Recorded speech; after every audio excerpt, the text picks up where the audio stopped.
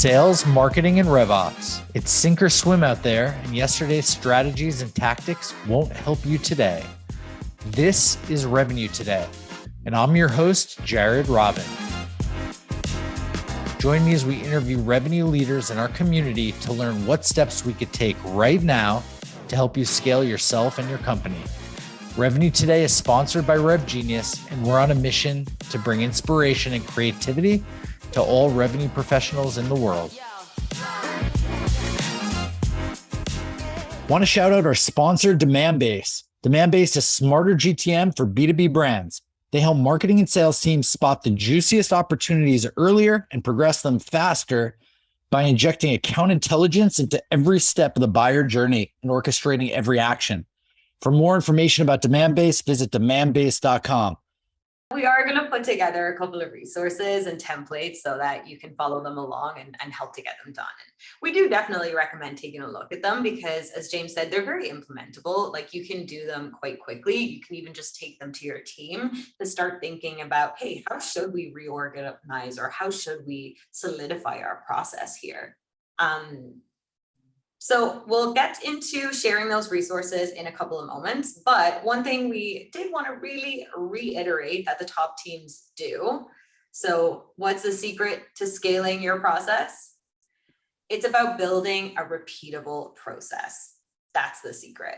And the amount of times that I hear from prospects, like, we don't have a process, RFPs come in the door, they land on our desk, and we just scramble to get them done before the deadline. So creating a repeatable process is really key. It's just so worth the time and effort. And if you know, and your team, if you and your team know what exactly is supposed to happen, what the chain of events in your RFP process is going to be, responding to RFPs becomes far more manageable and a lot less stress inducing. So repeatability is the key when it comes to scaling your process.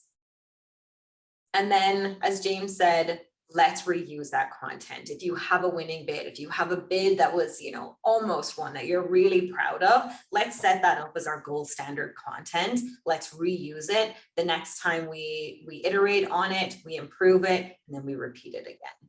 So starting from scratch, we're not going to do that anymore. We're going to take our gold star content. We're all going to work from our best in class work and then repeat, iterate, and reuse. But Amy-Louise, I know in talking with a lot of people that are responding to RFPs, they automatically think, okay, I have 90 different bids and I need to make sure that, we look through all of those bids and find the best answers. And each of them have 300 questions. Like, that's way too overwhelming. Like, where did people even start in that process of finding their content? Yeah, even when we're talking to customers who are onboarding to Loopio, we don't say take everything you've ever done. Start with maybe five or six. Maybe you have a couple for different industries that you responded to. And even as you're building out your own central repository, be it SharePoint, Confluence, whatever system you're using, make sure that you're not overwhelming it, because if you put 2,000 entries in there and there's duplicates, it's very bloated, it's going to get out of control. You're not going to be able to keep up with your proactive review process. So keep it lean. Think strategically about where are my most recent winning 5 RFPs and start from there. So always start on the smaller side. Don't think you have to capture everything you've ever done. And I know we'll have Q&A at the end, but I do think this is kind of in the same vein. So someone in the webinar is asking, what's the biggest mistake that you see SaaS companies do when they're trying to scale their RFP process? So we talked about boiling the ocean is one of the things that we've just seen. Like, the project to build an RFP repository becomes so big that you don't actually end up launching it. But are there other kind of pitfalls that you're typically seeing, areas that teams have maybe tried to do something to fix their process, but haven't always ended up being very successful? I think definitely when we look at contributors, and that's why I wanted to really focus in on strategy number 2 as well, either not getting the right people involved, sending things to everyone, and then someone in legal or someone in, product just skimming through the answers and not really getting to the parts that they need to focus on. So making sure that we parse out those and bringing in the right people, staying on top of them, because again, the herding of cats is definitely a big challenge for a lot of people. But if you do have that kickoff meeting, everyone's aligned, it's going to make it a lot easier.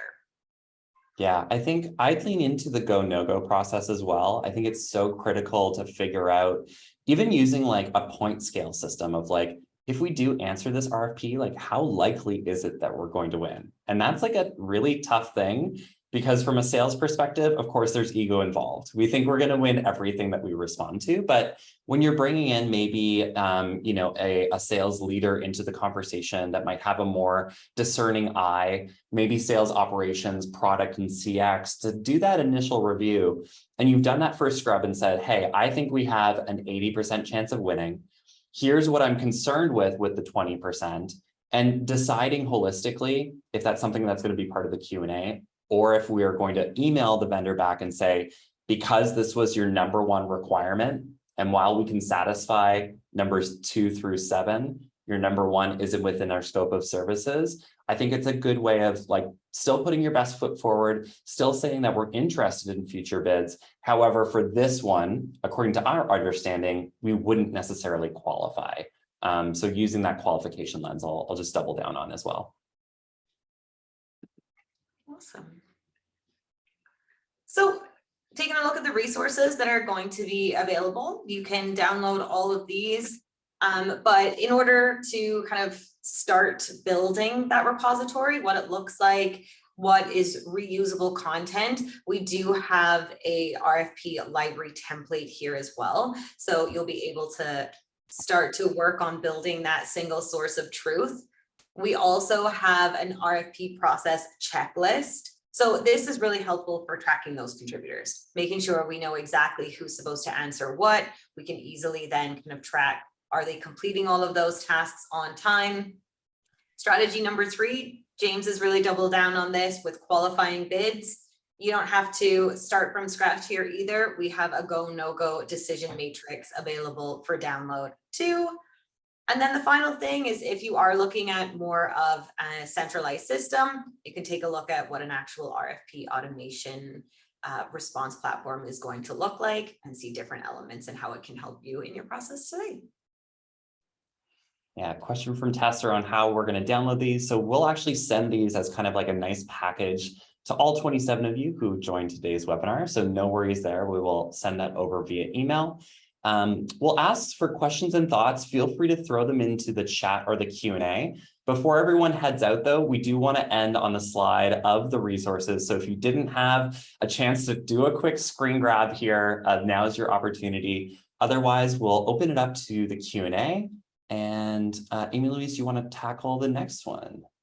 Yeah, so we have one here about how do you recommend getting buy-in to approach each RFP as a team effort? I think talking numbers is really helpful, because we want to see, well, what percentage of our pipeline is tied up in RFPs?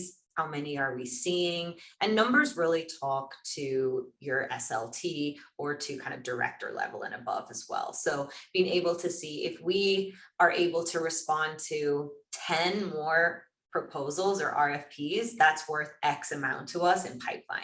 I find that that's really helpful. And then that gets a little more excitement and enthusiasm behind actually putting an RFP together as a team.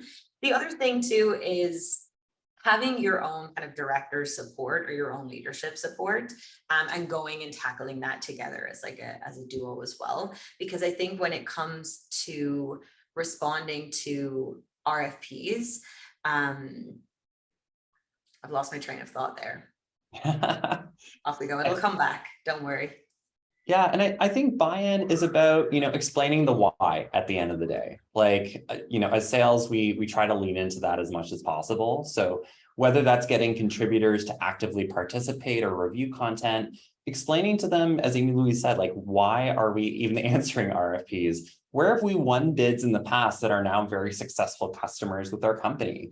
If you kind of drill it down specifically to, okay, what does this person care about and why do I need them to get bought in? And what's going to be relevant for them to get engaged with that buy-in process, I think is a key way that you can, at least start to facilitate those conversations. But again, try to be proactive. No one likes a last minute, hey, I know you've never responded to RFPs before. This one's due tomorrow. So just try to be early about it. came back to me. Exactly Very that. well. Jamie. I was saying about having the process like outlined as well to show to the contributors, hey, this is all you're going to have to do. You're going to have to take a look at 6 questions. You're going to have to take a look at 2 questions. We're going to have timelines in place so that you're getting this a week, 2 weeks in advance. And it is going to eliminate me coming to you with 4 hours notice and needing to get these questions back ASAP. So it's actually going to make their life a lot easier too.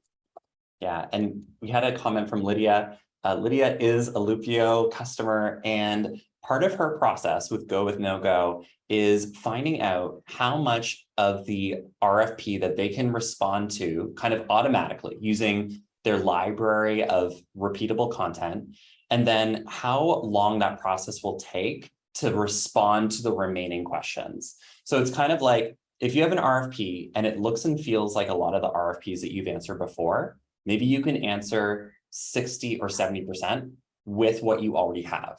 That 30% remaining is going to be something that you can actually measure. So, for example, if you take a best guess and say, each answer will take us 5 minutes, and that 30% of the RFP that's left is 20 questions, that that's going to take 60 minutes on average to do that final review. And then you can estimate how many hours this will take. That's a great kind of creative way of doing that no-go and also incorporating kind of that automation, Lydia. Thanks for sharing that.